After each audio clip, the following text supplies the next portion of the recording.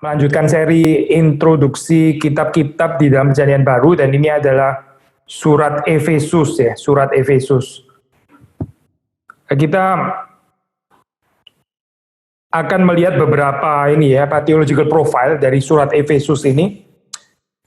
Apa yang kita bisa highlight, selain kita tentu saja kalau mau mengerti ini kita harus baca keseluruhan daripada pasalnya ya. Memang nggak terlalu panjang sih, ini termasuk surat yang relatif pendek katakan ya dibanding dengan Roma, Korintus.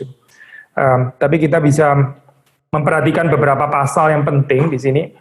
Mungkin yang pertama, waktu kita membicarakan tentang kristologi dari surat Efesus ini ya, sangat dominan di sini menekankan konsep spasial gitu, gambaran kosmologinya itu sangat spasial. Jadi gambaran seperti gambaran ruangan di situ ya, di mana Allah pencipta, Yesus Kristus itu dia berkuasa di sorga, jadi di atas, lalu terus kemudian in between. Nah di sini berkuasa itu eon, malaikat termasuk juga demonic power, itu yang in between. Lalu terus kemudian yang di bawah ya, yang di bawah di situ ada manusia ya, dan juga ada ini ya underworld, di mana tempat orang-orang mati. Nah ini tipikal ya, itu ada yang di atas, ada yang di tengah, terus kemudian ada yang di bawah gitu. Tetapi meskipun demikian, kita membaca mirip seperti yang ditekankan di dalam surat Kolose, yaitu ada ini ya supremacy of Christ. Yesus Kristus itu memenuhi keseluruhan realita, seperti kita baca misalnya di dalam pasal 1 ayat yang ke-10 misalnya, 10 dan 11, kita baca ayat ini ya. Sebagai persiapan kegenapan waktu untuk mempersatukan di dalam Kristus sebagai kepala segala sesuatu, baik yang di sorga maupun yang di bumi. Ya, kepala segala sesuatu, baik yang di sorga maupun yang di bumi. Jadi kita membaca di sini keutamaan Kristus, lalu terus kemudian 11, aku katakan di dalam Kristus, karena di dalam dialah kami mendapat bagian yang dijanjikan kami yang dari semula ditentukan untuk menerima bagian itu sesuai dengan maksud Allah yang di dalam segala sesuatu bekerja menurut keputusan kehendaknya. Kita membaca juga di dalam ayat yang ke-23 ya, ini mengantisipasi nanti kita akan juga membaca ayat ini sekali lagi. Jemaat yang adalah tubuhnya, yaitu kepenuhan dia, kepenuhan Kristus maksudnya ya, yang memenuhi semua dan segala sesuatu. Jemaat yang adalah tubuhnya, yaitu kepenuhan Kristus yang memenuhi semua dan segala sesuatu. Jadi despite tadi kita ada gambaran spasial ya, Allah pencipta, Yesus Kristus itu yang ada di sorga, lalu kemudian in between itu ada eon, malaikat, demonic power, lalu yang di bawah itu manusia, ya tetap di dalam surat Efesus mengatakan bahwa Yesus Kristus itu memenuhi semua dan segala sesuatu. Nah di sini seperti tadi kita sudah mengantisipasi, jadi sudah baca di dalam ayat ke-23 di sini ya, fungsi daripada atau peran daripada jemaat atau gereja ya itu penting sekali itu di dalam Efesus. Eklesiologi di dalam Efesus ini sangat penting, tentu saja bukan tanpa soteriologi dan bukan tanpa kristologi ya, tapi juga menjadi penekanan yang penting seperti sudah membaca tadi di dalam ayat ke-23 ya. Jadi gambarannya di situ adalah tentang tubuh Kristus, soma Kristus ya, itu adalah gereja. Nah, gereja ini menjadi satu ruang keselamatan gitu ya, menjadi satu tempat di mana terjadi keselamatan yang dibuka oleh Kristus sendiri ya, yang dimungkinkan oleh Kristus. Kita membaca misalnya tadi dalam 23, tapi juga di dalam ayat yang ke-22, misalnya ayat 22, saya baca satu ayat sebelumnya. Dan segala sesuatu telah diletakkannya di bawah kaki Kristus dan dia telah diberikannya kepada jemaat. Kristus diberikan kepada jemaat. Sekali lagi ya, Kristus itu Kristus sendiri yang memenuhi segala sesuatu, dia sendiri itu diberikan Allah kepada jemaat sebagai kepala dari segala yang ada. Jadi saudara melihat di sini kepentingan daripada gereja itu bukan gerejanya sendiri gitu ya, tapi karena ada Kristus yang adalah kepala. Kristus yang ada kepala tapi dia diberikan kepada gereja sehingga gereja itu menjadi sangat penting. Sekali lagi ya, gereja bukan penting di dalam dirinya sendiri, tapi gereja itu menjadi penting karena dikepalai oleh Kristus, karena Kristus diberikan kepada jemaat. Nah itu konsep yang sangat penting ya saya di dalam eklesiologi daripada Efesus. Ya, di satu sisi ada dignitas gereja, tapi di sisi yang lain juga ada kerendahan hati. Jadi bukan cuma satu kepongahan boasting bahwa gereja penting, tapi ternyata terus kemudian nggak berkait dengan kristologi, tapi juga bukan di dalam pengertian rendah hati yang keliru alias rendah diri gitu ya, gereja dimarginalisasi, gereja one among others, nggak perlu lagi terlalu didengar, ini bukan zaman medieval dan sebagainya. Bukan juga gitu, tapi ada dignitas, ada kewibawaan karena Kristus sudah diberikan kepada gereja. Jadi saudara melihat sekali lagi di sini kepentingan eklesiologi itu sangat berkaitan dengan kristologi. Ya, kita bisa membaca juga ayat-ayat yang lain, misalnya pasal 2 ayat 16 ya, dan juga di dalam pasal-pasal yang lain. Tapi kita melanjutkan di dalam pembahasan ini, setelah kita membicarakan tentang gereja yang adalah tubuh Kristus, kita melihat bahwa nggak ada gereja itu tanpa Kristus. Tapi sebaliknya juga seperti itu ya. Kristus itu bukan tanpa gerejanya. Kristus bukan tanpa jemaatnya. Bonhoeffer ya, saya pernah mengatakan ini ya, kalimat terkenal gitu. Christ itu is not without his own. Christ is not without his own. Sebelum Bonhoeffer sebetulnya Johannes Calvin sudah pernah mengatakan kalimat yang kurang lebih mirip ya. Waktu kita membicarakan Christ the head, itu bukan tanpa bodinya gitu. Jadi Christ the head with his body. Jadi kita membicarakan Kristus itu baik kepala maupun tubuhnya, dan tubuhnya itu adalah jemaat ya di dalam hal ini, atau di dalam istilah yang lebih bebas yaitu gereja ya. Gereja itu adalah tubuh Kristus. Jadi sama seperti gereja itu nggak mungkin tanpa Kristus, demikian juga Kristus itu bukan tanpa gerejanya. Tapi ini pasti bukan di dalam pengertian seperti kayak ini ya Pak, Kristus desperately membutuhkan gerejanya, atau terus kita menjadi ini sesuatu yang dibutuhkan oleh Tuhan. Bukan itu maksudnya, tapi ini diberikan privilege, diberikan kesempatan, karena waktu Kristus memenuhi segala sesuatu, memenuhi semua dan segala sesuatu, yaitu memenuhinya itu melalui gerejanya. Sekali lagi ya saudara, Kristus memenuhi semua dan segala sesuatu itu melalui gerejanya, bukan tanpa gerejanya. Ini konsep yang sangat penting ya. Kristologi dan eklesiologi itu saling terikat di sini, di dalam konsep daripada surat Efesus. Demikian juga waktu kita membaca misalnya di dalam pasal yang ketiga ya, sudah mendapati di situ misalnya kita membaca ayat yang ke-10 ya, ayat yang ke-10, 3 ayat yang ke-10, supaya sekarang oleh jemaat diberitahukan pelbagai ragam hikmat Allah kepada pemerintah-pemerintah dan penguasa-penguasa di sorga.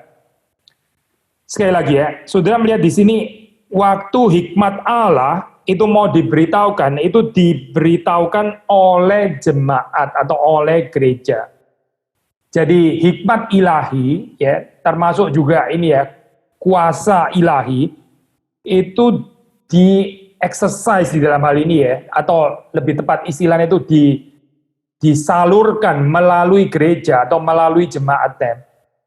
Nah, sudah waktu kita mengatakan kalimat seperti ini ya, ini tentu saja bukan tanpa resiko ya. Kalau penghayatannya salah, terus kemudian kita jadi congkak, kita jadi bukan bicara dignitas kewibawaan, tapi kita jadi di dalam pengertian kesombongan gitu ya. Kita menjadi seperti kayak agen tunggal gitu misalnya, perasaan agen tunggal, awas barang tiruan dan sebagainya.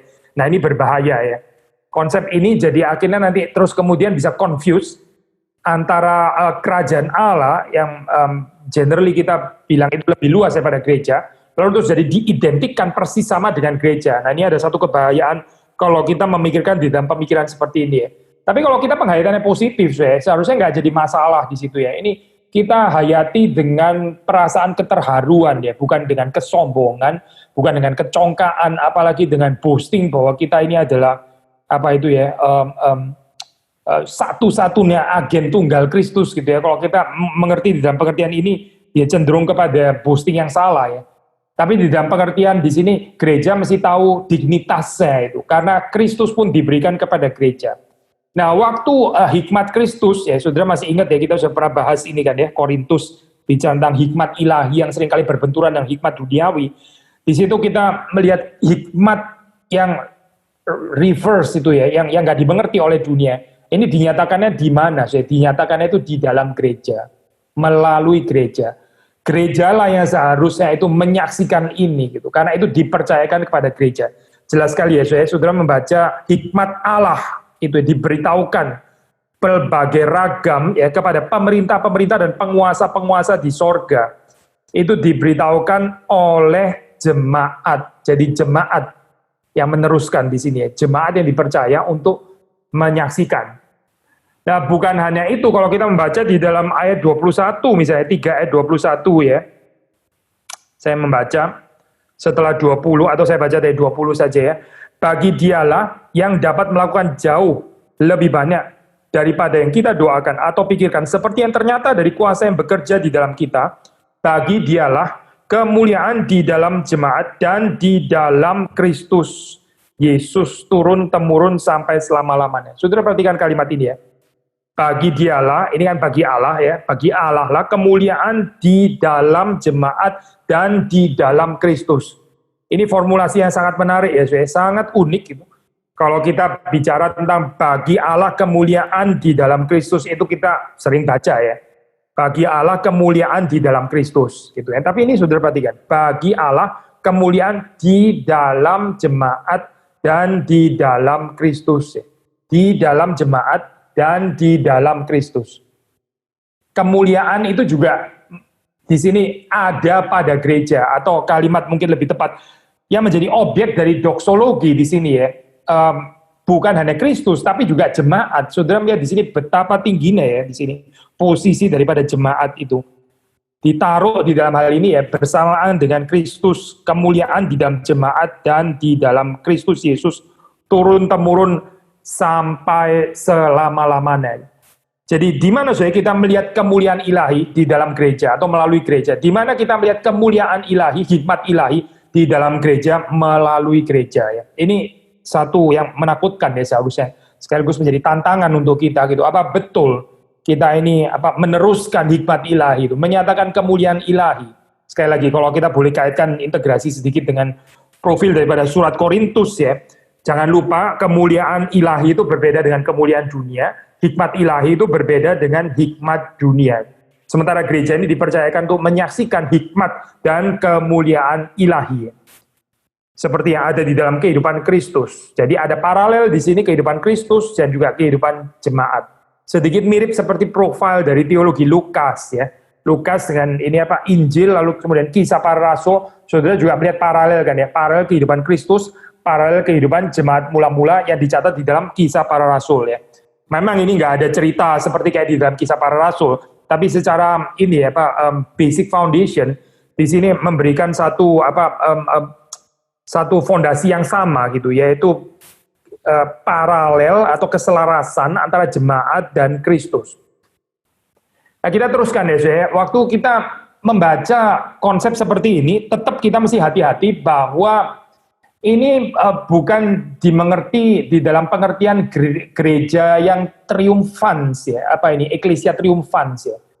Saudara tahu ya, ini di dalam historical theology kan orang biasa bicara tentang eklesia militans ya, yang diambil dari istilah military ya, maksudnya ini diundang untuk berbagian di dalam spiritual warfare. Lalu terus kemudian eklesia triumfans ya, gereja yang berkemenangan. Eklesia militans, eklesia triumfans. Waktu kita mendengar tadi konsep eklesiologi ini high view of the church seperti ini ya, jadi high eklesiologi seperti yang ada di dalam surat Efesus, tetap kita nggak boleh salah mengerti seolah-olah eklesiologi daripada Efesus ini mau dimengerti sebagai eklesia triumfans ya.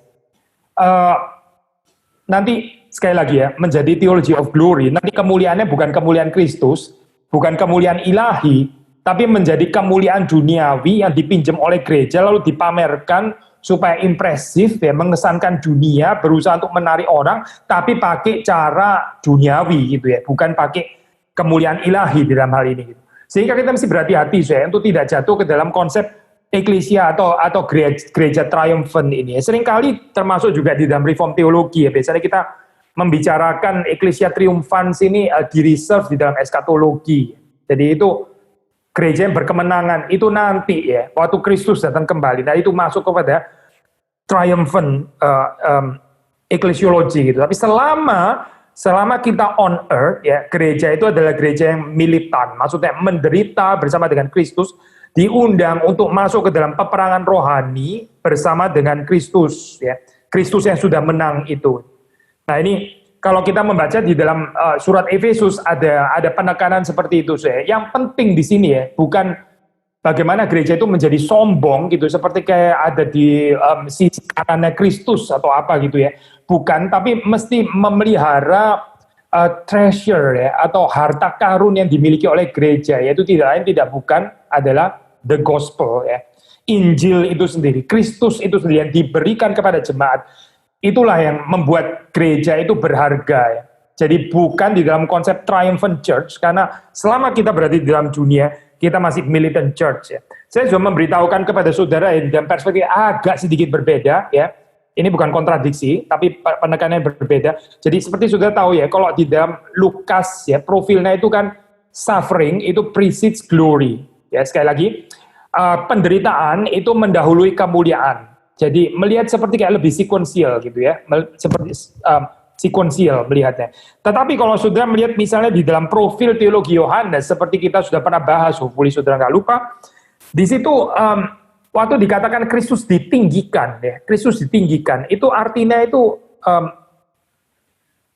apa ya? Ini artinya itu ambivalen gitu, saya, atau double meaning sekaligus ya. Ditinggikan di dalam pengertian dia disalib ya, dan itu penderitaan. Tapi juga ditinggikan di dalam pengertian dia di-glorified. Nah ini perspektif yang menarik saya, karena berbeda dengan Lukas yang melihat ini suffering precedes glory, ya. Yohanes itu lebih melihat justru di dalam ditinggikan, dipaku di atas kayu salib, itulah pemuliaan terjadi. Gitu. Jadi dalam perspektif daripada Yohanes, kita membicarakan eklesia triumphans itu justru adalah eklesia militans. Gereja yang berperang, ya, gereja yang militan, gereja yang masuk ke dalam spiritual warfare, gereja yang menderita bersama dengan Kristus. Nah, itulah gereja yang dimuliakan. Dan kalau kita berpikir seperti ini, kita boleh memikirkan konsep eklesia triumphans di sini dan sekarang. Harap saudara gak bingung ya dengan penjelasan saya. Either kita mengikuti strukturnya Lukas, ya, jadi sequential, suffering precedes glory, atau kita mengikuti profil daripada Yohanes ya, yang melihat itu sebagai satu kesatuan. Yesus disalib ya, itu sebetulnya kan perendahan ya, humiliation.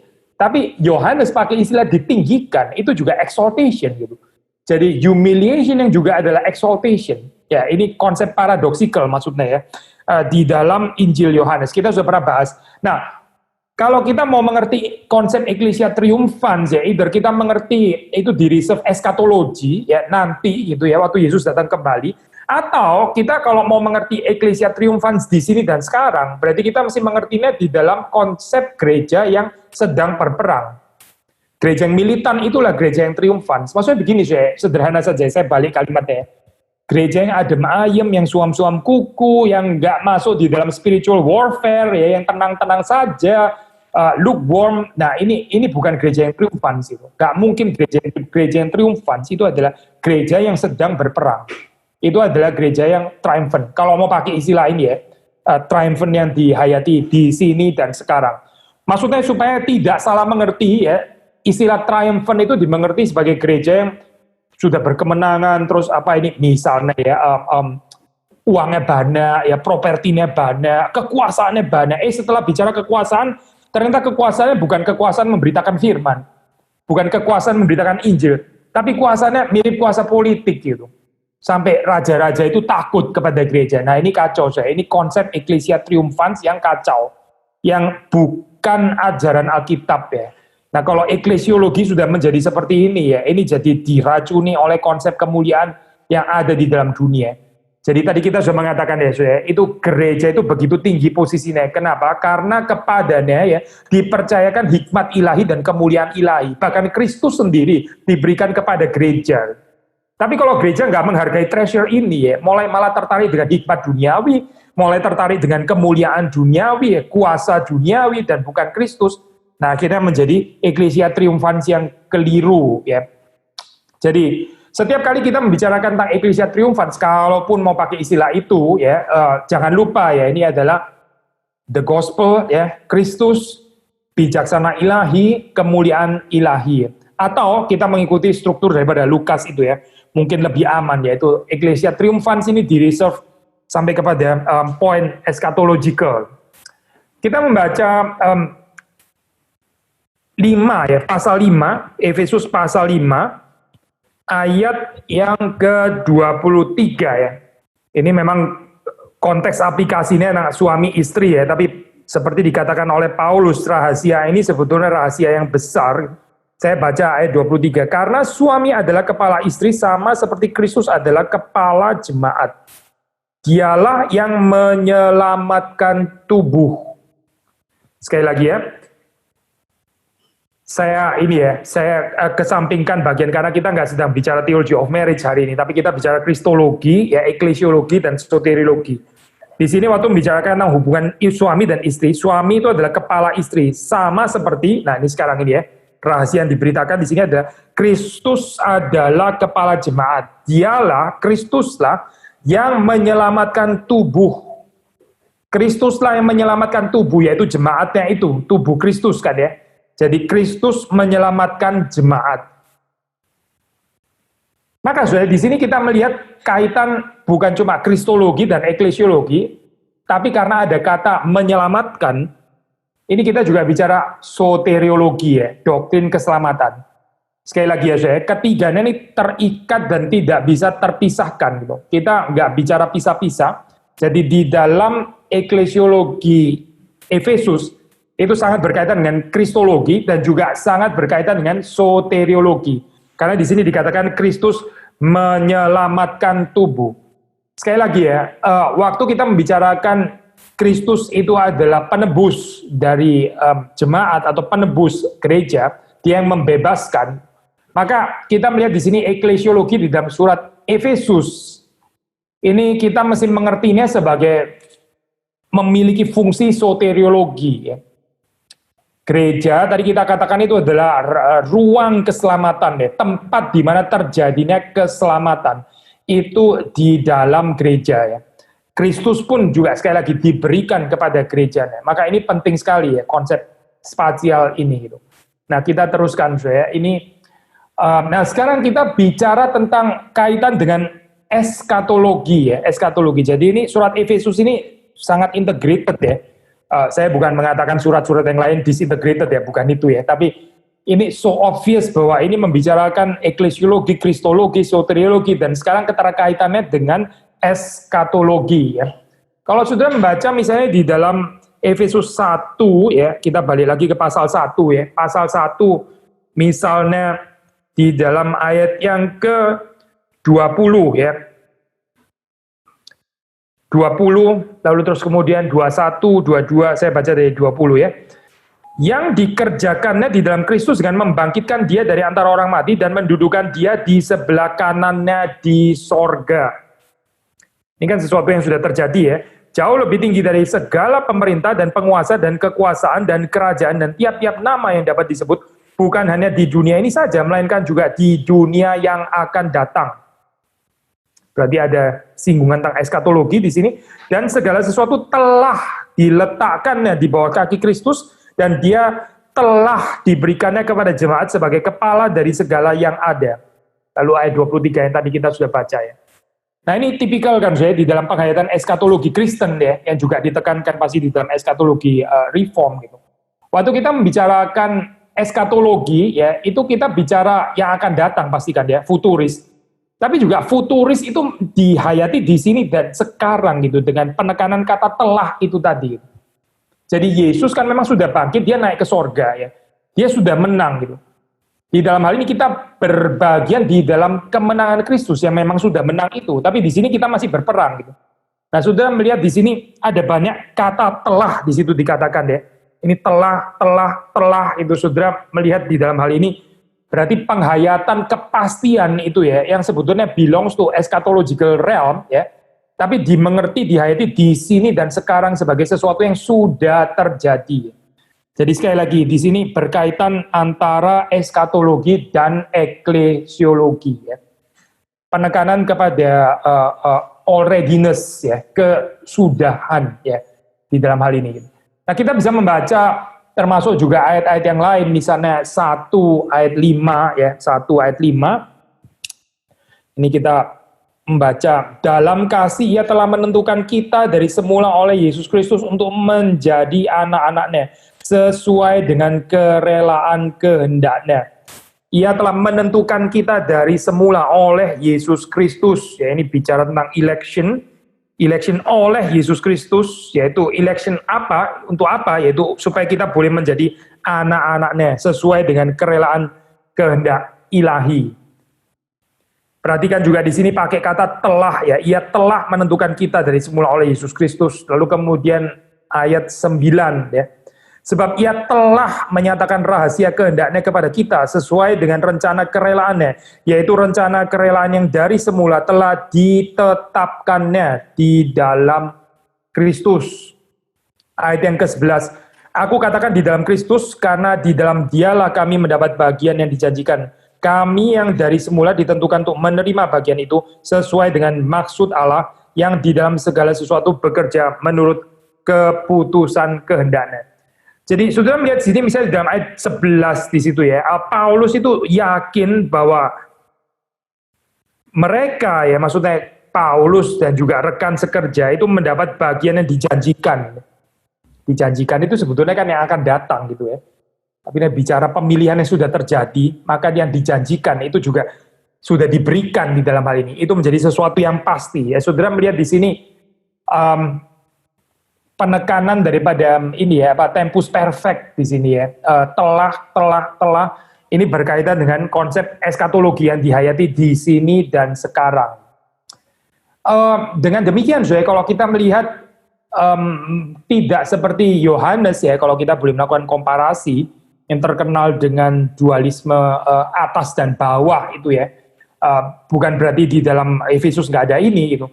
Tapi yang lebih ditekankan di sini ya, itu adalah tension antara present ya, masa kini dan yang akan datang.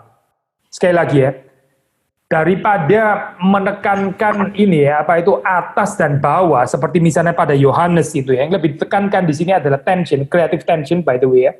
Bukan contradictive tension, tapi creative tension gitu. Ini tension yang berguna, fruitful tension, yaitu antara kehidupan yang di sini dan yang akan datang. Ya, ini ada tegangannya gitu. Jadi kehidupan ini dinamis. Gitu.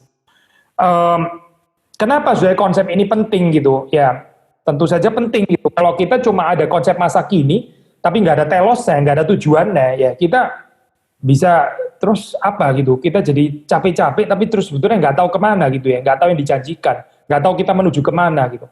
Tapi kalau kita penuh penekanannya kepada yang akan datang saja gitu, tapi nggak ada presentnya ya ini bisa jadi kekristenan model eskapis gitu ya, yang melarikan diri daripada kesulitan hidup, terus kemudian ya seperti dikatakan Sigmund Freud, kecewa kepada Bapa yang ada di dunia, akhirnya bilang Bapa kami yang ada di sorga. Selidik punya selidik, ternyata psychological error. Kenapa? Yaitu orang ini terlalu kecewa dengan Bapa yang ada di dalam dunia. Maka dia mimpi-mimpi tentang Bapa yang ada di sorga. Padahal sebetulnya sih nggak ada itu Bapa yang di sorga, kalau menurut Freud ya. Jadi itu adalah ini apa itu patologis, itu sesuatu yang eskapis sifatnya gitu. Saya pikir kita perlu juga ya mendengarkan kritik-kritik seperti ini ya, bukan untuk memeluk apa itu worldview-nya mereka, bukan untuk apa ini namanya sependapat sepenuhnya dengan critic of religion daripada mereka. Kita pernah mengatakan dalam bagian yang lain, ya, mungkin di seminar yang lain, kita nggak usah sensitif soalnya kalau ada critic of religion itu sebetulnya ya. Sebetulnya di dalam teologi yang sehat itu harus ada critic of religion. Kalau orang Kristen itu sehat, dia harusnya bisa memberikan kritik kepada dirinya sendiri. Tapi sayangnya orang Kristen kurang autokritik ya, kurang autokritik, kurang self-kritik terhadap kekristenan. Akhirnya Tuhan itu munculkan orang-orang yang ya itulah seperti Sigmund Freud lah, Karl Marx lah, terus kemudian Nietzsche dan ya those master of suspicion itu untuk mengingatkan kita ya supaya kita ini jangan lupa ada critic of religion gitu. Misalnya itu tadi yang dikatakan gitu. Waktu Sigmund Freud mengatakan kalimat seperti itu ya, jangan-jangan kamu ini eskapis gitu, kamu melarikan diri, kamu terlalu kecewa dengan dunia yang di sini, makanya kamu melarikan diri kepada yang akan datang gitu, supaya kamu menghibur dirimu sendiri. Gitu. Sekali lagi ya, kritik seperti ini ada benernya, ada salahnya, ya kita terima benernya saja. Benernya apa sih? Benernya itu mengingatkan kita supaya spiritualitas Kristen itu jangan eskapis gitu. Kalau kita eskapis, terlalu kecewa di sini, terus kemudian kita imajinasi ke atas, ya ini celaka. Tetapi kalau sudah membaca Alkitab baik-baik ya, misalnya di dalam surat Efesus dan masih banyak kitab-kitab yang lain, saudara mendapati bahwa ini nggak harus terjadi demikian. Kenapa? Karena ada creative tension antara yang di sini dan yang akan datang. Bukan cuma yang akan datang, mimpi-mimpi akan datang, eskapis melarikan diri daripada yang di sini, tapi juga bukan di sini seolah-olah ini sudah adalah apa ya, Firdaus atau kerajaan Allah gitu. Yang disebut Firdaus ya sudah di sini, itu ngapain mengharapkan yang akan datang lagi? Gak ada itu yang akan datang. Kalau mau kerja ya kerja di sini gitu ya. Gambaran seperti ini saya khawatir nanti bisa disillusion ya kita, bisa disappointed, kita bisa kecewa, dan yang paling mengkhawatirkan itu sebetulnya kita berusaha dengan kekuatan sendiri ya, mau merubah dunia gitu, alias ini apa sih Pelagian gitu. Bukan bergantung kepada anugerah Tuhan. Jangan lupa ya, kita jangan GR. Yang merubah dunia itu Tuhan, gitu. Bukan saudara dan saya. Kita ini cuma dipakai menjadi instrumen saja. Gitu. Dan di dalam hal ini kaitannya adalah dengan gereja. Ya, waktu kita menjadi bagian daripada jemaat, kita menjadi bagian daripada gereja. Nah, Tuhan itu mau merubah juga society dan sebagainya. Juga melalui gereja. Karena melalui gereja lah Kristus itu memenuhi semua dan segala sesuatu itu tadi. Nah, di sini kalau kita membaca apa ini, termasuk juga ada kemiripan dengan teologi yang ada di Kolose ya. Kita belum bahas Kolose karena kita bahas Efesus terlebih dahulu. Nanti mungkin waktu Kolose kita refer lagi ke Efesus ya. Tapi di sini teologinya berorientasi kepada ini ya, space itu atau ruang itu ya. Sangat kuat. Jadi Efesus dan Kolose kita membaca beberapa ayat ya. Misalnya di dalam Efesus 1 ayat yang ke-3 ya. Terpujilah Allah dan Bapa Tuhan kita Yesus Kristus yang dalam Kristus telah mengaruniakan kepada kita segala berkat rohani di dalam sorga. Dalam Kristus di dalam sorga ya. 23 yang tadi kita sudah baca ya, jemaat yang adalah tubuhnya, yaitu kepenuhan dia ya. Jadi jemaat itu adalah tubuhnya yang adalah kepenuhan Kristus ya. Ini kan bahasa ruang ya sebetulnya. Jemaat itu seperti satu ruang di situ, itu dipenuhi oleh Kristus. Jemaat itu adalah kepenuhan Kristus yang memenuhi semua dan segala sesuatu ya. Jadi saudara melihat di sini ya, jemaat sendiri dipenuhi oleh Kristus dan Kristus memenuhi semua dan segala sesuatu. Berarti waktu Kristus memenuhi semua dan segala sesuatu ini juga bukan tanpa tubuhnya, bukan tanpa gereja atau bukan tanpa jemaat. Demikian juga ada ayat-ayat tentang ini ya, apa doksologi kita membaca di dalam pasal 3 misalnya pasal 3 ayat yang ke-14 ya. Itulah sebabnya aku sujud kepada Bapa yang daripadanya semua turunan yang di dalam sorga dan di atas bumi menerima namanya ya. Kan doksologi tapi juga sangat menggunakan bahasa spasial ya. Tadi seperti kita sudah katakan, bukan nggak ada konsep atas sama bawah, ya ini kan di sorga, di bumi, ini kan bicara atas bawah juga ya. Tapi kita katakan tadi yang lebih mendominasi itu adalah present and future sebetulnya. Creative tension-nya itu adalah lebih present and future, meskipun bukan nggak ada atas dan bawah gitu ya. Kita membaca terus, yaitu di dalam ini ayat 16, aku berdoa supaya ia menurut kekayaan kemuliaannya menguatkan dan meneguhkan kamu oleh rohnya di dalam batinmu, sehingga oleh imanmu Kristus diam di dalam hatimu ya. Kristus diam di dalam hatimu ya, sekali lagi ya, konsep ruangan kan ya. Kristus diam di dalam hatimu dan kamu berakar serta berdasar di dalam kasih.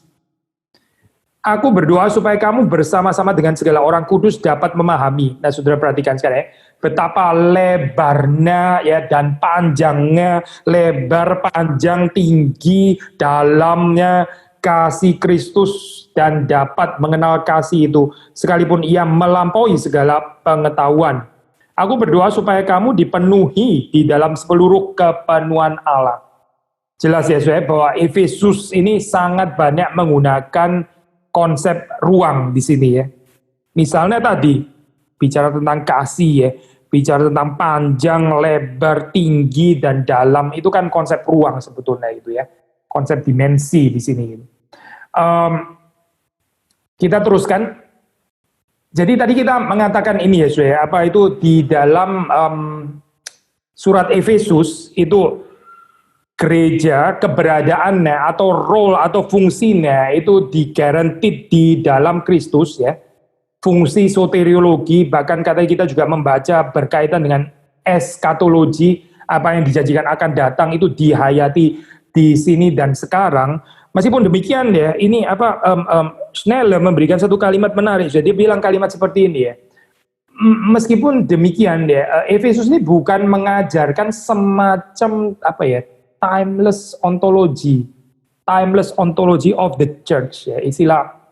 Istilah timeless itu sekarang di dalam teologi kontemporer nggak terlalu suka ya untuk dipakai gitu ya. Timeless itu seperti kayak keluar daripada batasan waktu. Itu maksudnya apa gitu ya.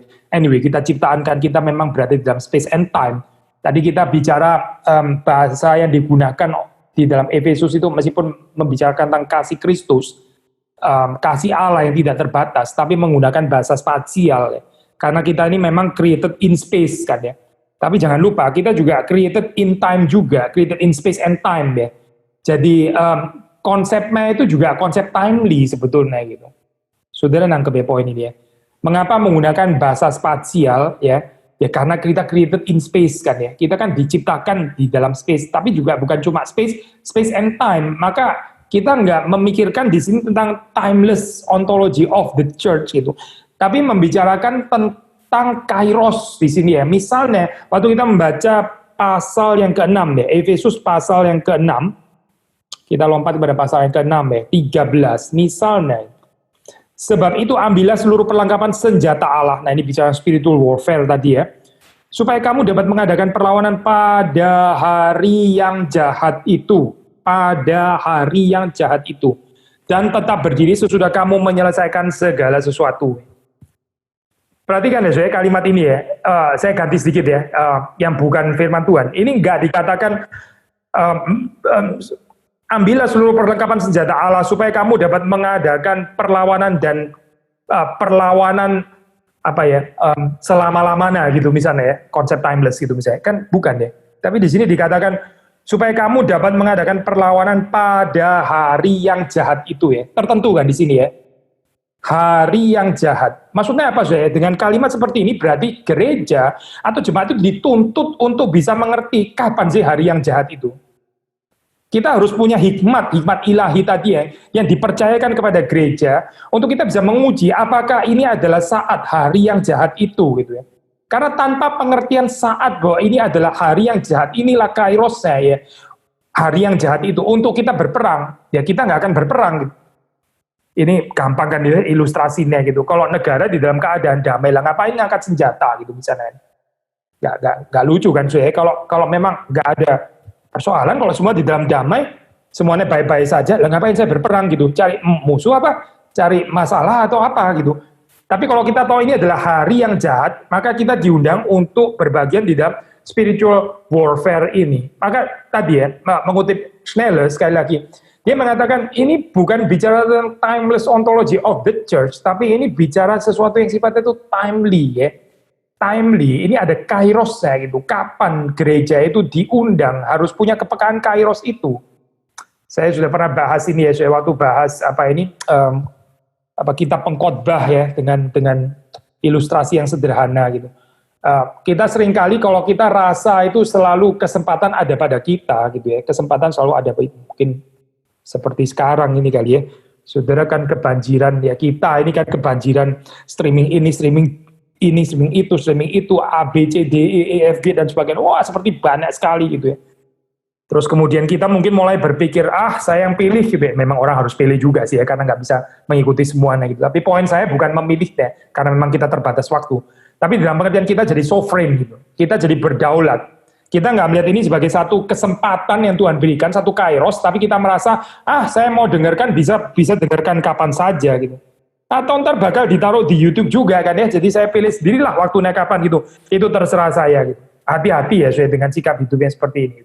Orang yang bijaksana itu tahu kairos ya, tahu bahwa waktunya itu terbatas. Tahu bahwa waktu yang terbatas. Saya sedikit mengikuti ini ya, saya. Kenapa di sini PAGRI Kelapa Gading ditaruh sampai jam 11 saja? Ya karena kita mau mengikuti Alkitab, ada waktu kairos ini gitu. Bukan sok jual mahal, saya bukan. Tapi mencoba untuk mengikuti Alkitab ya. Meskipun ada juga yang kita taruh gitu ya, supaya orang ada kesempatan. Tapi ada bagian yang kita bisa menghayati kairos ini, saya pikir sesuatu yang penting ya. Kalau kita pikir kita selalu ada kesempatan, akhirnya ntar sampai mati pun nggak kesempatan melakukan itu gitu. Saya pernah kasih contoh ya sederhana, kita tinggal di satu kota yang kita ada di sana, kita pikir kita selalu ada kesempatan untuk lihat sightseeing yang ada di kota itu. Tapi akhirnya yang lebih banyak lihat sightseeing di kota itu ternyata adalah turis-turis yang datang dari luar, yang mungkin datang ke kota saudara tinggal itu cuma 2-3 hari, lalu mereka mempergunakan waktu itu kairos yang terbatas 2-3 hari, untuk mereka, saya mesti lihat ini, lihat itu, lihat ini ya, point of interest ini, dan sebagainya. Tapi saudara yang tinggal di sana, ya, saudara pikir, ngapain saya diburu-buru, orang saya di sini bakal bertahun-tahun. Mungkin saya akan sampai mati tinggal di kota ini. Akhirnya sampai mati pun nggak pernah ke tempat itu juga, begitu ya. Orang kalau melihat, saya bunga tulip ya, yang indah di Belanda misalnya, itu mesti perginya yaitu Maret, April, atau Mei ya. Kalau saudara pergi di luar di luar bulan itu, ya di luar bulan Maret sampai Mei, ya sudah nggak ada taman tulip itu sudah nggak ada lagi. Jadi ini something yang beautiful, dan ini nggak tergantikan dengan bunga tulip palsu ya. Bunga tulip palsu itu nggak indah, bukan hanya itu nggak asli, palsu, tapi nggak indah, karena nggak berhasil menyediakan kairos. Karena dia selalu ada untuk saudara. Karena bunga tulip palsu itu membuat saudara jadi sovereign, membuat saudara jadi berdaulat.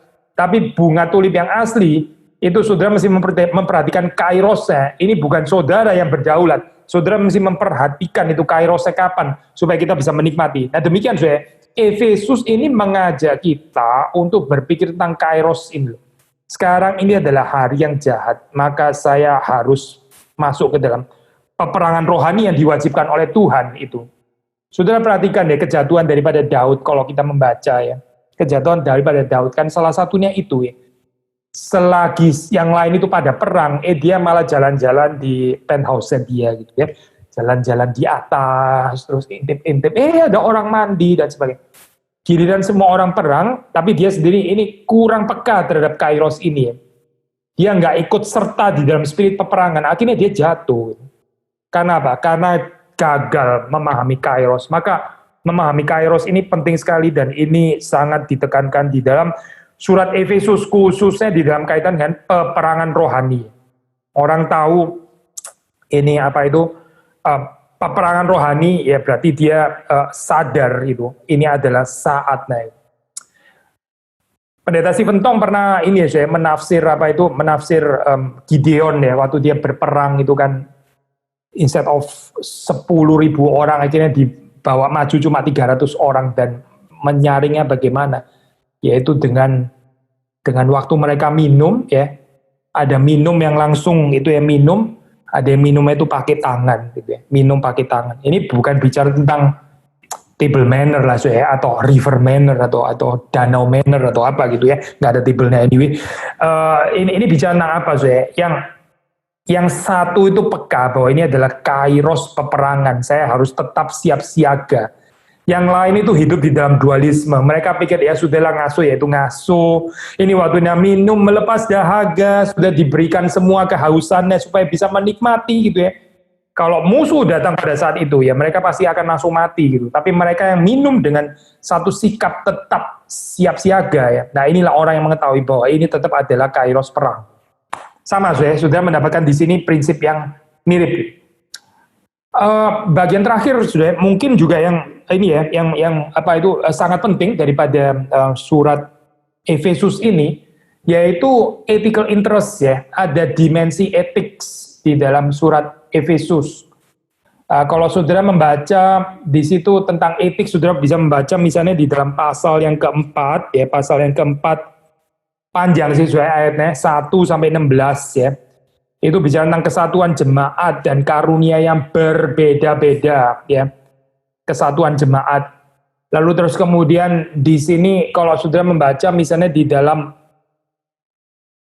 itu mulai ayat 17 kan bicara tentang manusia baru ya, tentang manusia baru. Dikontraskan dengan gambaran orang-orang yang tidak mengenal Allah, yang pikirannya sia-sia di 17. Ini ya, 17b. 18 yang pengertiannya gelap, jauh dari hidup persekutuan dengan Allah, karena kebodohan yang ada di dalam mereka, karena kedegilan hati mereka.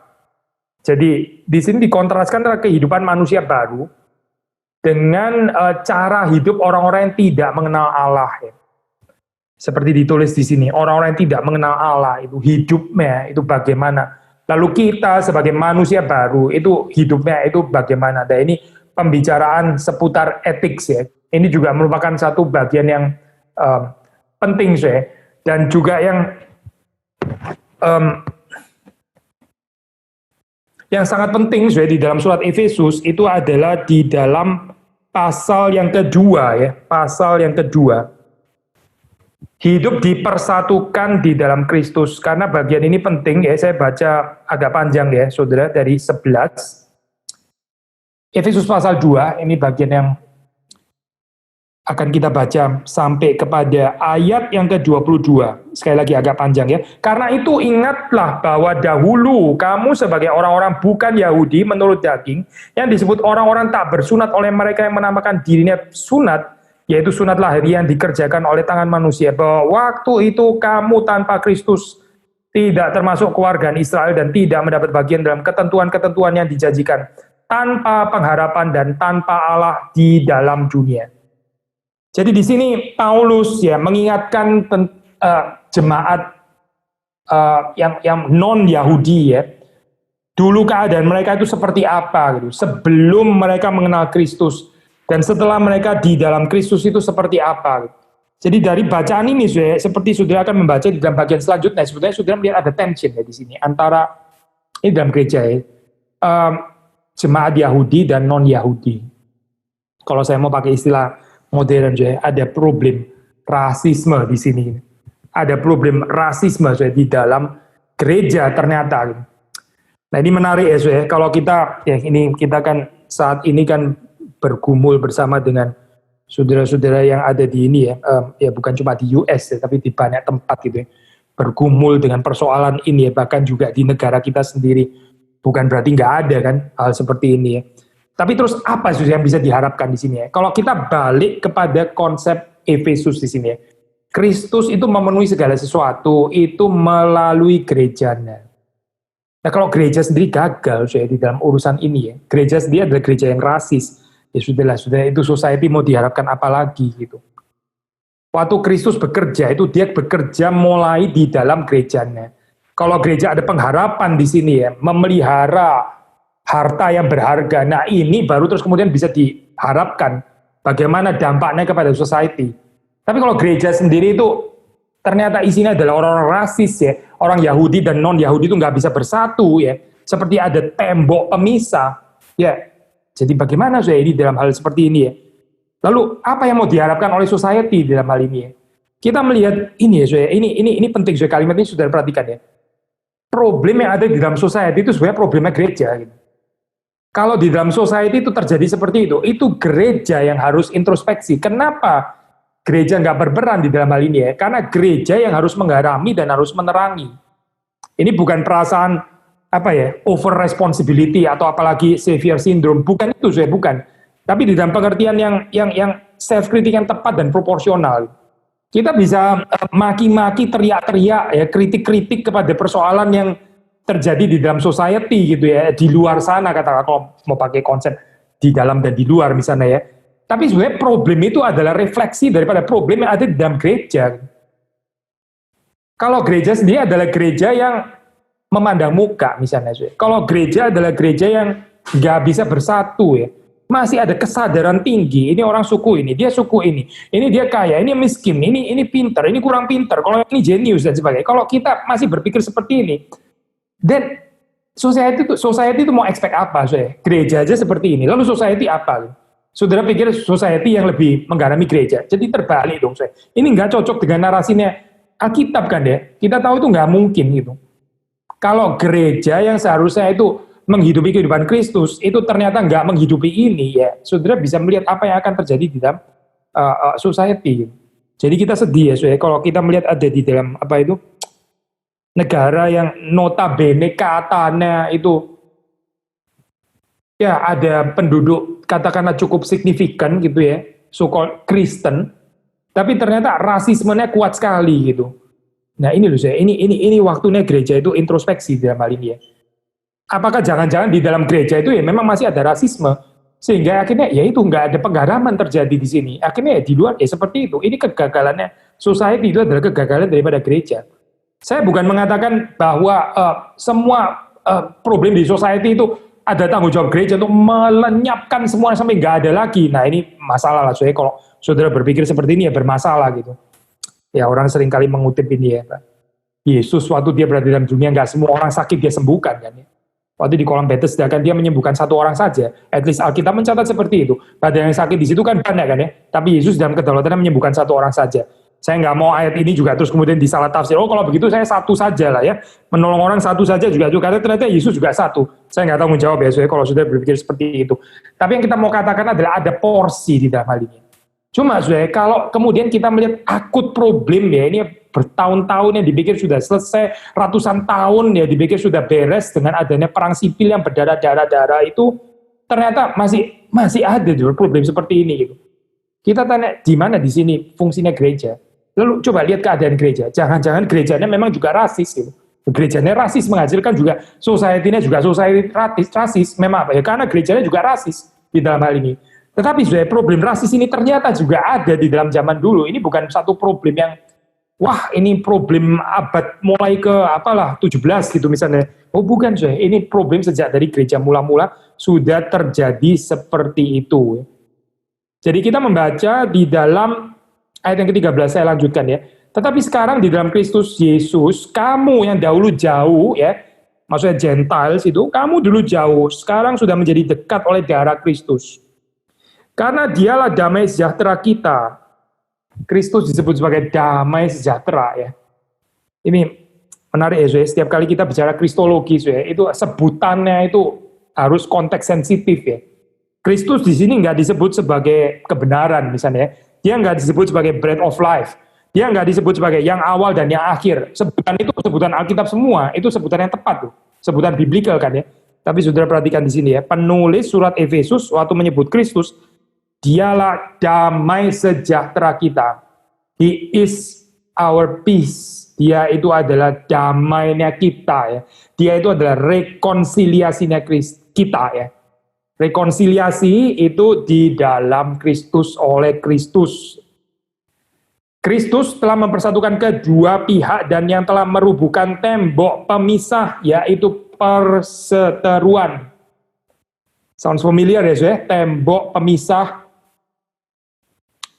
Ya, Berlin Wall, tembok pemisah, ya. Amerika juga mau bangun tembok dan sebagainya. Mungkin juga tembok-tembok yang nggak kelihatan, tembok-tembok yang dibangun di dalam society manusia, ya. Bukan tembok material, tapi tembok itu sangat nyata. Tembok apa di sini yang dirubuhkan, ya? Tembok pemisah apa? Ada beberapa tafsiran, jadi kalau kita membaca, ya, misalnya ada yang mengaitkan dengan ini, ya, apa itu? Gambaran kepercayaan gnostik gitu, ini tipikal di dalam history of religion school ya. Ini eksegese yang seperti ini sebetulnya sudah agak lewat sih. Jadi di situ gambarannya di dalam gnostik mitos itu naik ke sorga ya. Ini juru selamatnya itu naik ke sorga, lalu terus kemudian mendobrak, membongkar, menghancurkan tembok ya, yang memisahkan antara heavenly realm dengan earthly realm. Ini menarik juga kalau kita berpikir seperti ini ya, karena apa? Waktu Kristus naik ke sorga, bukankah dia juga membuka itu ya, membuka batasan yang membatasi antara bumi dan sorga itu ya, sehingga manusia juga akhirnya bisa mendapatkan akses kepada heavenly realm itu di dalam Kristus. Maksudnya ini paralel yang menarik. Tapi kalau kita mempelajari dalam bahasa aslinya, ini di sini pakai istilah broken down ya, tembok yang diruntuhkan.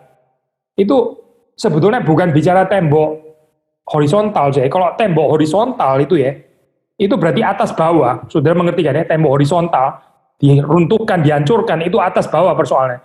Tapi istilah broken down itu maksudnya diruntuhkan, itu bicara tentang tembok vertikal. Jadi ini bukan bicara atas bawah, tapi bicara ini loh tembok vertikal. Ini ada two groups of people di sini.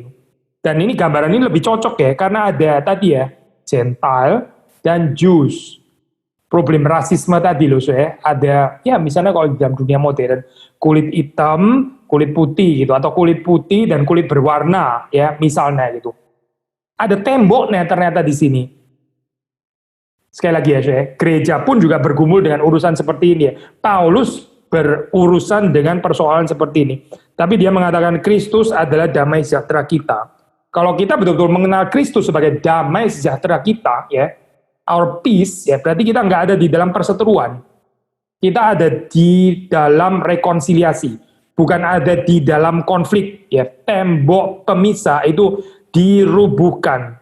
Sebab dengan matinya sebagai manusia, ia telah membatalkan hukum Taurat dengan segala perintah dan ketentuannya untuk menciptakan keduanya menjadi satu manusia baru di dalam dirinya, dan dengan itu mengadakan damai sejahtera. Menarik ya, saudara, di sini muncul istilah membatalkan hukum Taurat.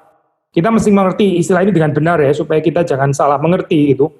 Ini membatalkan hukum Taurat tentu saja nggak berbenturan dengan apa yang diajarkan oleh Matius misalnya ya. Yaitu dengan misalnya mengatakan bahwa ya bagi orang Kristen nggak ada lagi hukum Taurat gitu ya, kita nggak berurusan sama sekali dengan hukum, pokoknya bebas dari semua yang namanya hukum. Hati-hati ya, itu bidat antinomianisme gitu, itu ajaran bidat gitu. Ada bidat legalisme tapi juga ada bidat ini antinomianisme ya. Bukan itu pasti tapi kenapa di sini pakai membatalkan? Nah, dari saya di sini pinjem ini ya perspektif daripada ini ya para penafsir yang disebut new perspektif ya. Saudara waktu dengar new perspektif mungkin orang reform yang konservatif bisa langsung antenanya nyala gitu ya. Well, to be precise ya, ini disclaimer terlebih dahulu ya. Kita nggak mengikuti semua pikiran daripada new perspektif itu.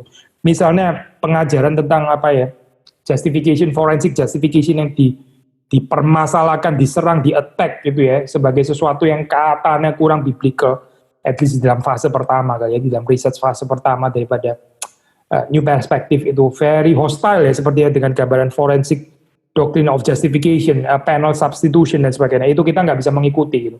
Tapi ada perspektif yang berguna gitu dari new perspective on Paul di dalam hal ini ya, yaitu seperti yang mesti dikatakan oleh James Dunn ya. James Dunn itu mengatakan gini loh, temboknya itu apa sih? Ini orang Yahudi itu bikin identity marker ya. Kalau di dalam konsep Galatia misalnya, mereka itu rasa diri mereka adalah bangsa yang bersunat. Yang lain itu bangsa tidak bersunat ya, orang kafir. Jadi sunat itu adalah identity marker. Saudara mengerti ya, ada identity marker, pembatas, semacam tembok, marker ini pembatas ya. Pembatas daripada identity, yaitu saya bukan kamu, kamu bukan saya. Kita ini berbeda. Ya, bicara identitas begitu ya.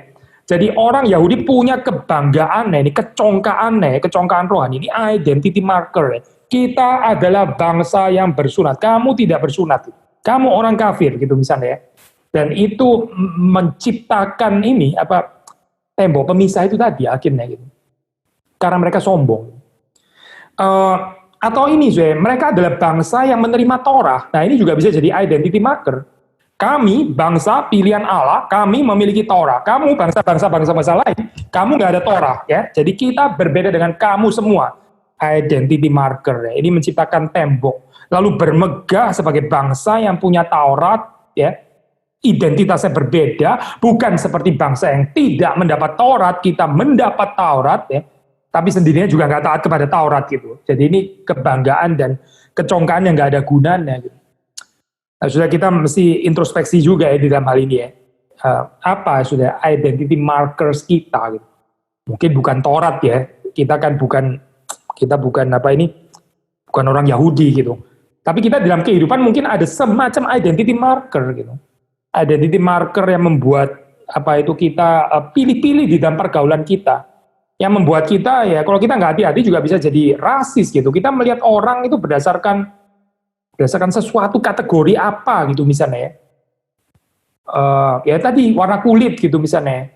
Atau ini kayaknya kalau saya lihat saya ngomongnya ini ya IQ-nya agak kurang ya orang ini gitu.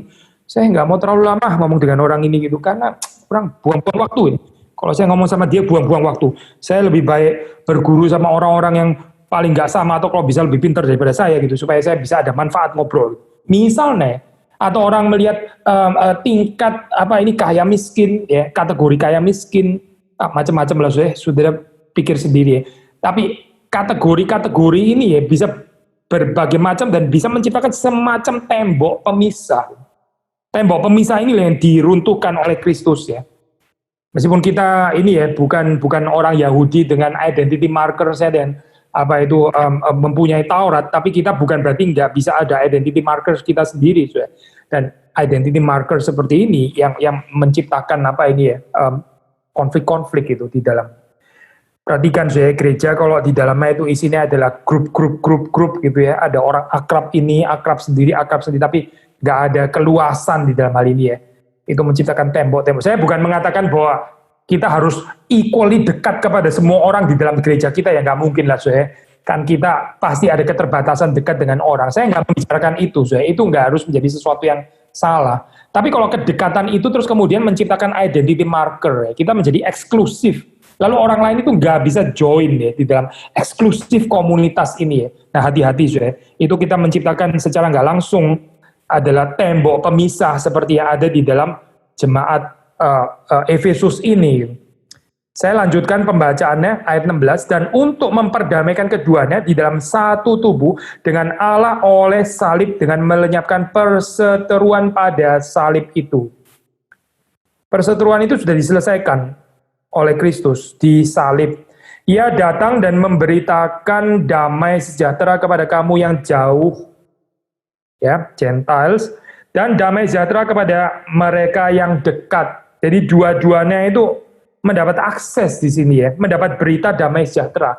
Shalom ya, shalom itu bukan cuma untuk yang dekat, tapi juga untuk yang jauh. Bukan hanya untuk yang jauh, tapi juga untuk yang dekat. Karena oleh dia kita kedua pihak dalam satu roh beroleh jalan masuk kepada Bapa. Jadi yang penting di sini bukan apakah seseorang itu dekat atau jauh, tapi apakah beroleh jalan masuk kepada Bapa melalui Kristus yang adalah jalan itu ya. Demikianlah kamu bukan lagi orang asing dan pendatang ya. Kamu bukan orang asing dan pendatang, melainkan kawan sewarga dari orang-orang kudus dan anggota-anggota keluarga Allah. Saya minggu lalu ya kalau nggak salah ini saya menyampaikan ini di dalam renungan gitu ya. Saya mengingatkan saudara-saudara yang tinggal di Eropa ya, maksudnya ini jemaat kita yang tinggal di Eropa. Kita biasanya cenderung punya punya kepekaan, atau saudara yang tinggal di luar negeri gitu ya. Kita biasa punya kepekaan kita ini asing ya di sini, kita ini asing. Itu kita ini bukan kita nggak punya citizenship di negara ini kita diperlakukan sebagai orang asing, kita sangat sensitif dengan diskriminasi dan sebagainya ya. Itu satu hal ya saya.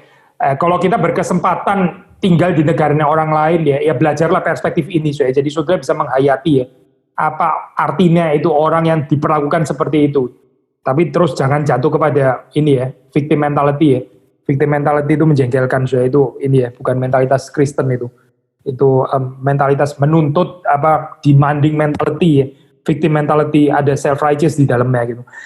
Tapi begini saya, bukan cuma punya kepekaan sensitivitas saya ini didiskriminasi, saya ini dimarginalisasi atau apa begitu ya. Tapi mari kita pikir terbalik gitu ya. Bagaimana supaya saya jangan mendiskriminasi orang lain? Bagaimana saya tidak memarginalisasi orang lain? Bagaimana saya bisa menghadirkan ini loh, supaya orang yang asing itu ya, orang asing kalau datang ke komunitas kita, itu dia nggak merasa orang asing. Gitu. Nah ini loh saya, panggilan gereja. Gitu.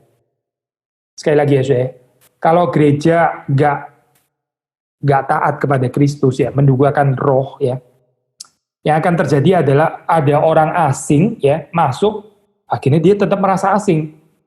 Akhirnya tetap dilihat sebagai orang yang datang dari jauh gitu ya, seperti kayak di sinagog itu di dalam zaman dulu, orang ini kan di dalam zaman apa ya, Yesus ya, itu benar-benar seperti ada tembok kan di situ ya. Jadi ini adalah sampai sini, ini ya batas ya. Lalu ini perempuan itu di ruangan yang lain yang agak jauh gitu. Ini untuk kaum perempuan dan untuk bangsa non Yahudi gitu. Laki-laki Yahudi nggak bisa di ruangan ini.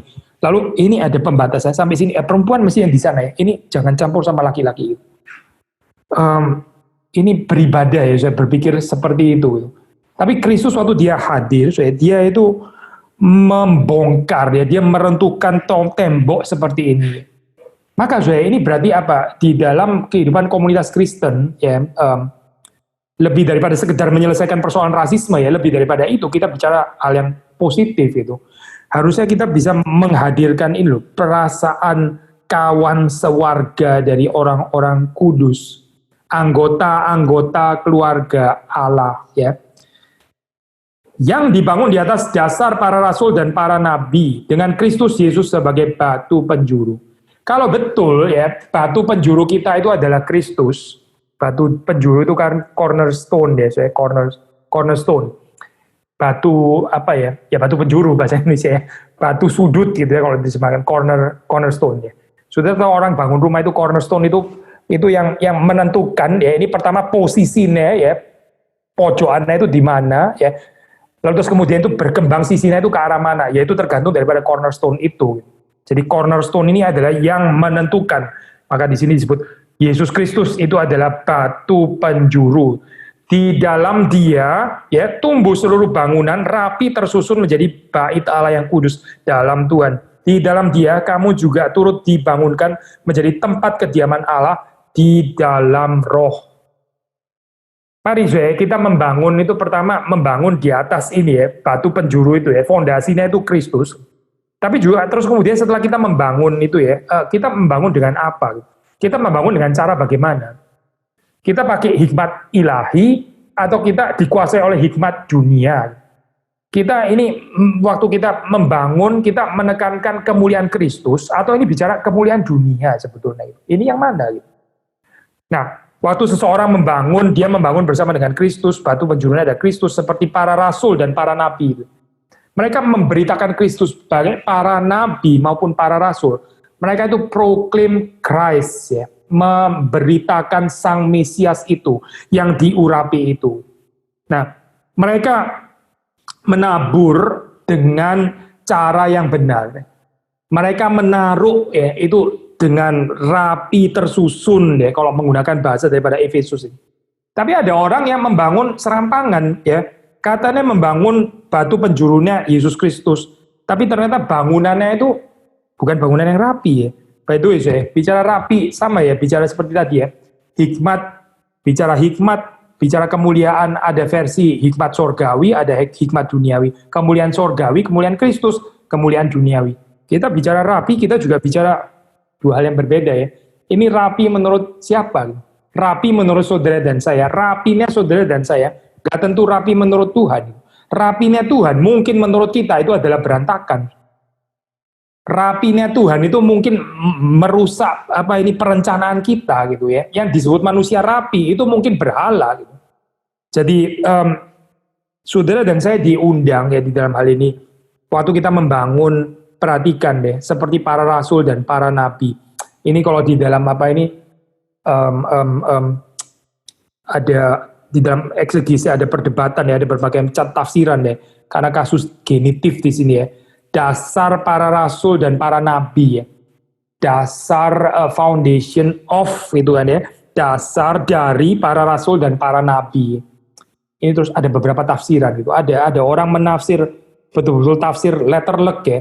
Maksudnya dasarnya itu adalah para rasul dan para nabi. Jadi kalau mendirikan gereja di dalam zaman dulu ya, ratusan tahun yang lalu, itu pakai apalah barangnya rasul itu relikwi apa gitu ya, dijadiin dasar fondasinya harus itunya dulu gitu. Karena apa? Karena Efesus kan bilang katanya dibangun di atas dasar para rasul dan para nabi gitu. Tapi kita nggak mengerti seperti itu ya. Ini dasarnya pasti bukan para rasul dan para nabi itu ansih ya, di dalam diri mereka sendiri bukan. Tapi kenapa tetap dipakai istilah ini dasar para rasul dan para nabi? Karena para rasul dan para nabi ini senantiasa memberitakan Kristus. Sama ya tadi konsep eklesiologinya daripada Efesus ya. High view of the church ya, ini high eklesiologi gitu. Tapi bukan gerejana yang triumfan, bukan. Tapi karena ada Kristus di situ. Ada Kristus di situ, maka itu ada high view of the church. Sama di sini ya, kita bicara tentang dasarnya itu ada para rasul dan para nabi. Dasar para rasul dan para nabi. Tinggi sekali kan ini ya, bicara high view of para rasul dan para nabi. Tapi bukan tanpa Kristus. Mereka dipandang tinggi, mengapa sih? Karena mereka itu senantiasa memberitakan Kristus. Maka sekali lagi saya, gereja itu apa sih saya? Gereja itu dipanggil untuk memberitakan Kristus. Kalau kita memberitakan Kristus, kita menghidupi juga dalam kehidupan kita. Ya nggak ada tadi yang kita sebut ya, itu rasisme lah, terus kemudian apa ini perpecahan, ya, apa itu konflik dan sebagainya. Ya. Kalau terjadi konflik di dalam gereja, itu orang nggak meninggikan Kristus. Sederhana sekali. Ya. Kalau saudara dan saya, kita semua meninggikan Kristus, nggak ada konflik sebetulnya gitu. Tapi karena kita meninggikan diri kita sendiri, kita menyelamatkan muka kita sendiri, kita bersikeras opini kita sendiri, misalnya kita mempermuliakan ras kita sendiri, kita mengagung-agungkan autobiografi kita, dan seterusnya.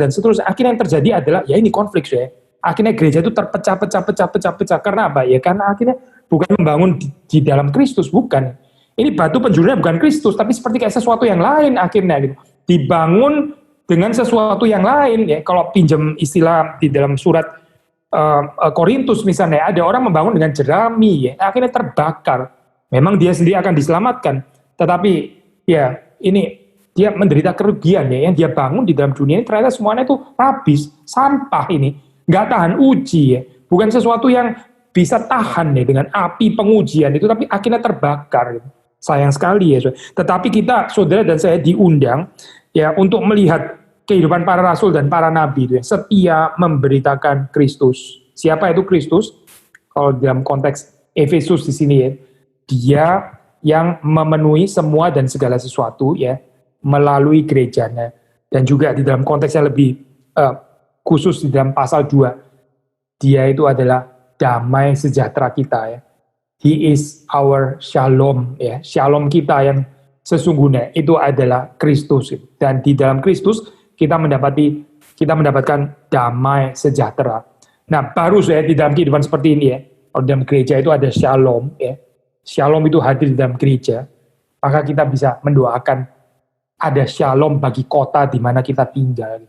Ada shalom di negara di mana kita tinggal gitu. Atau konteks lebih kecil dulu ya.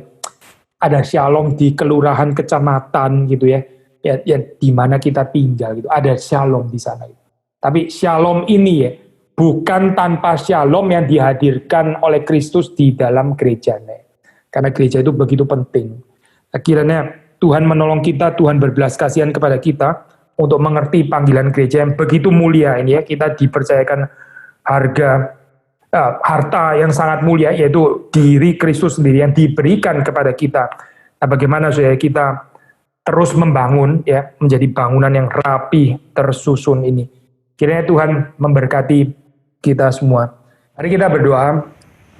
Tuhan, kami bersyukur Engkau memberkati kami dengan firman-Mu, dan kami berdoa berikan kepada kami ini kehausan untuk terus menggali firman Tuhan, bukan demi knowledge kami yang tinggal diam, tapi supaya kami bisa lebih mengenal Engkau, lebih mengenal diri kami, lebih mengenal sesama kami di dalam cinta. Kami berdoa supaya Engkau terus mempertumbuhkan kami, menguduskan kami, membuat kami lebih menyerupai Kristus, bukan hanya secara pribadi, tapi sebagai komunitas, sebagai jemaat tubuh-Mu yang Engkau sudah selamatkan, yang Engkau sudah tebus dengan darah-Mu yang begitu mahal. Kami berdoa supaya kami bisa menghayatinya di dalam kehidupan kami, bersekutu satu dengan yang lain. Terima kasih Tuhan, berkati sepanjang malam hari ini, berkati istirahat kami, dan berikan kepada kami satu kehidupan yang baru. Esok hari boleh kembali beraktivitas untuk melayani Engkau, untuk beribadah kepada Tuhan. Demi Yesus Kristus kami berdoa, kami bersyukur. Amin.